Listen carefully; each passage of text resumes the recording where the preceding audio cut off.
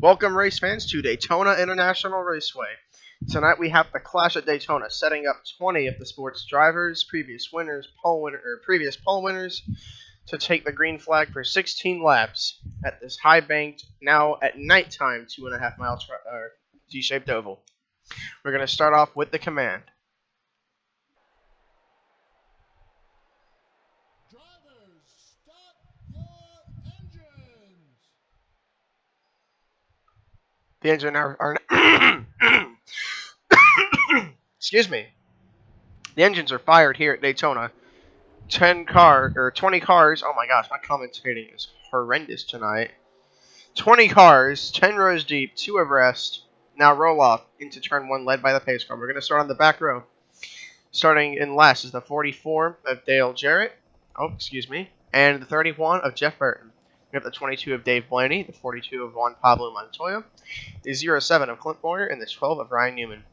Next we have the 88 of Ricky Rudd and the 43 of Bobby Labonte, the 2 of Kurt Busch, the 16 of Greg Biffle, and the top 10 now, the 17 of Matt Kenseth, the 5 of Kyle Busch, 20 of Tony Stewart, the 8 of Dale Earnhardt Jr., the 83 of Brian Vickers, and 5th is the 01 of Mark Martin. Now we have the 29 of Kevin Harvick and the 48 of Jimmy Johnson. On the outside pole is the 24 of Jeff Gordon, and on the pole for tonight's clash is the 11 of Denny Hamlin. And anything we have seen recently at Daytona, we have seen that on the starts and restarts, these cars fan out extremely quickly. The drivers are, and they are they're not taking their time to try and get out and get position, because this is a quick 16-lap race. There's not really any gain to it, but there's also no lose to it. You have nothing to lose, so why not just go out and have fun? Also, it's an advantage. You get to play around with some things in the clutch. It's a great thing for the 500. As the fans wait patiently as the cars round through turns 3 and 4, it is almost time to go green at Daytona. As they all bunch up, Denny Hamlin and Jeff Gordon at the front of the field, leading us towards pit road. Pace car pulls off. Here we go.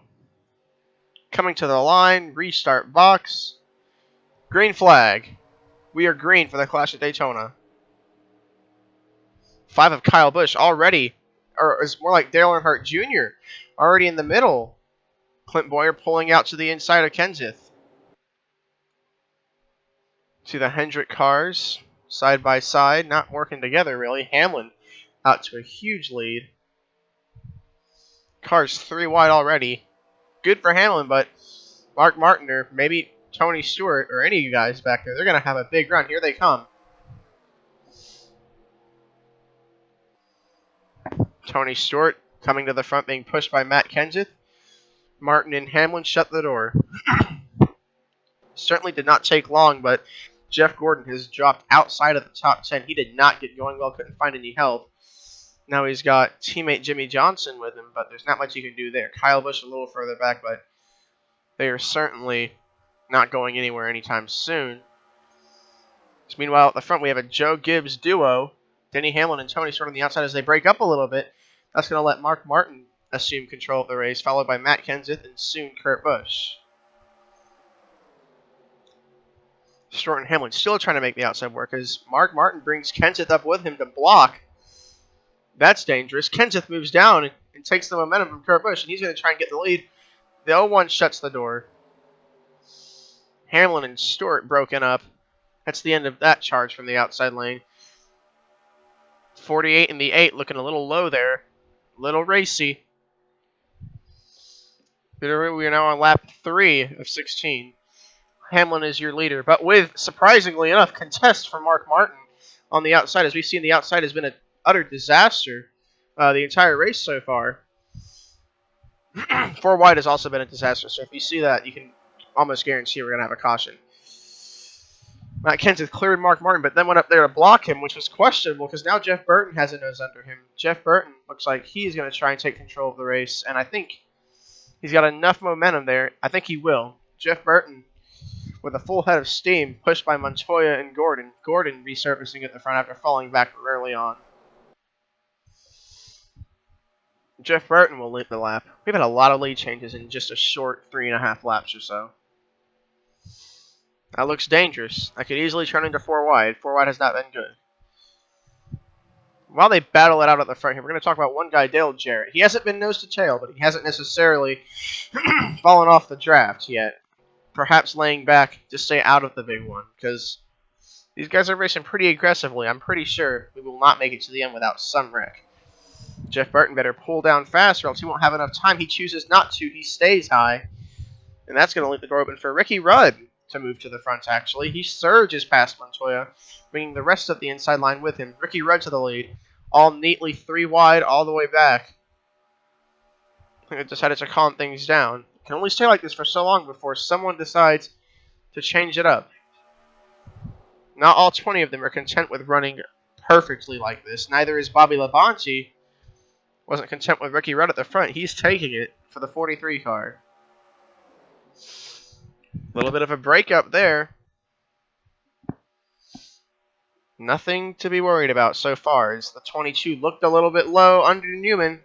They're going to break free of Ryan Newman, push the 43 to the outside, and here we go. Another lead change. Dave Blaney going for the lead. I think he's got it.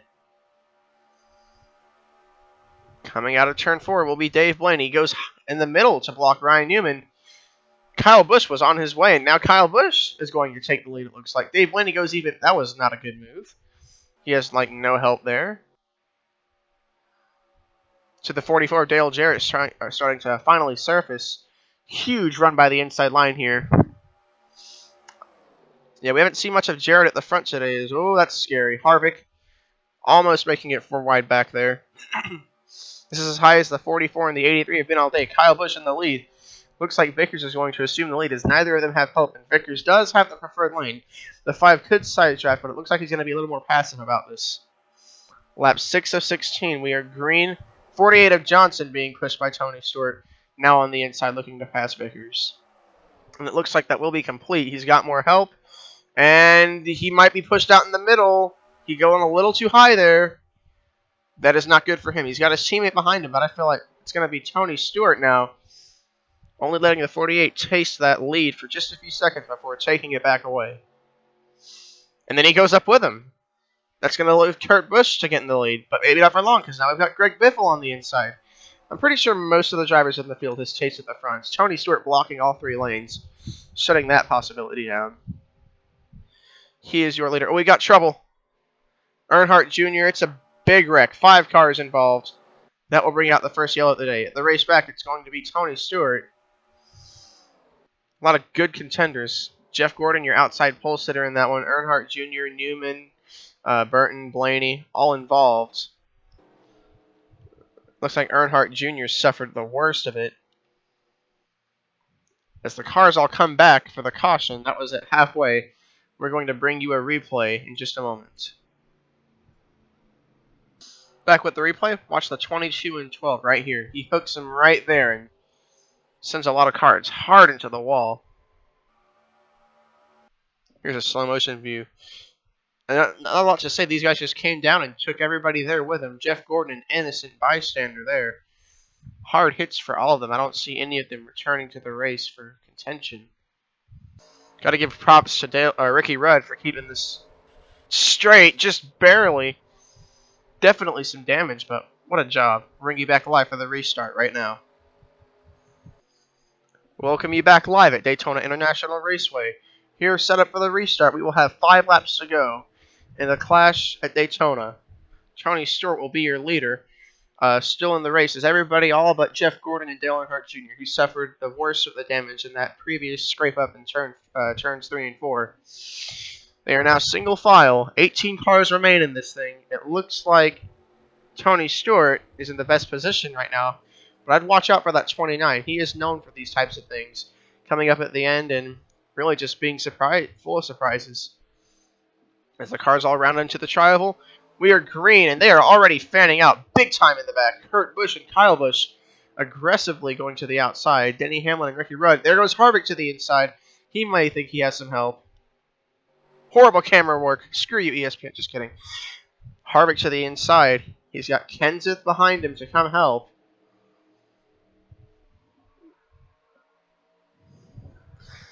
Got a little mix of RCR and Roush at the front. Stewart is the lone Gibbs car. His teammates are nowhere to be seen at the front. They're all battling. Nothing insane yet. Stewart goes down to block. He leaves Harvick on the outside.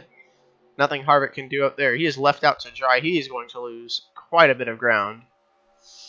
Stewart and Kenseth go up high. Kenseth goes back low in front of the 01. Very risky block. Not really a block, but more like a move for the lead. Kenseth is going to take the lead from Tony Stewart. As I look at the pace car, yes, we all know the pace car is just fine. Mark Martin now taking the lead from Matt Kenseth. Pushed by youngster Kyle Busch. Mark Martin assuming control of the race. 4 to go this time by. Now he goes high. He's got to go back low. Don't think Brian Vickers, if he had stayed in line, probably could have made a run at it, but Mark Martin will defend the position for the time being. That's dangerous right there. They better get that sorted out. Oh, Harvick might hook the 17 here. They're a little too close. They keep it straight. That was too close for comfort. A lot of really horrible things could have happened right there. Harvick hooking Kenseth, the 48 and the 11 could have gotten together because of the 4 wide, but man, that was dangerous. A caution now would end the race. I would not want to see this thing end under caution. These are the cars that remain in the lead pack. The 22, the 31, and the 12, of course, have fallen off. Hamlin with an aggressive move to the inside. Going to try and make something happen. He doesn't really have any help unless he can get around Kyle Busch and break them up. There we go. Kyle Busch is broken up. Hamlin is now going to have a big run on Mark Martin when he pulls up. Here he comes. 2 to go this time.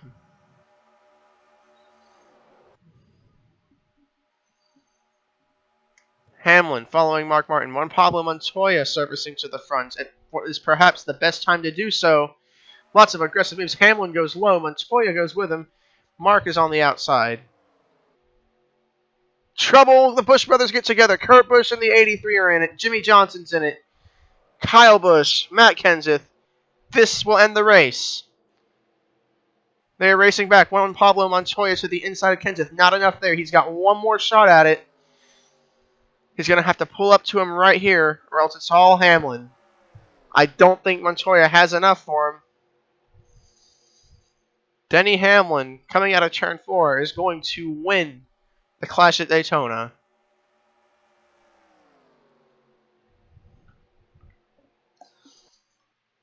'83 of Vickers destroyed. Newman going to pass all these guys. Jimmy Johnson with damage. Kyle Busch. Kurt Busch got in it. Man, Kurt Busch and Matt Kenseth had solid cars. They got involved. RCR cars kind of faded at the end, but Denny Hamlin coming to home to win in clutch style. Going to bring you a replay of the accident right now.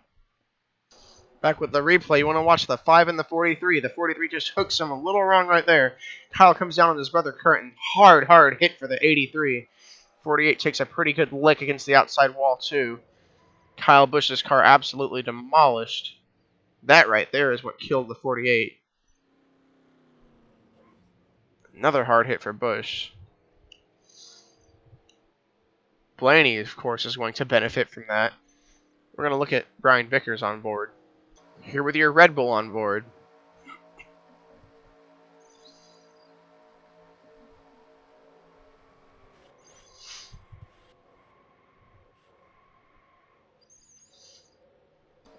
And your Lowe's on board.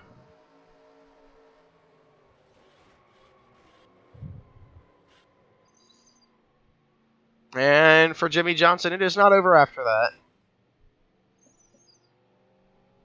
And now with the 44, Dale Jarrett for your UPS on board.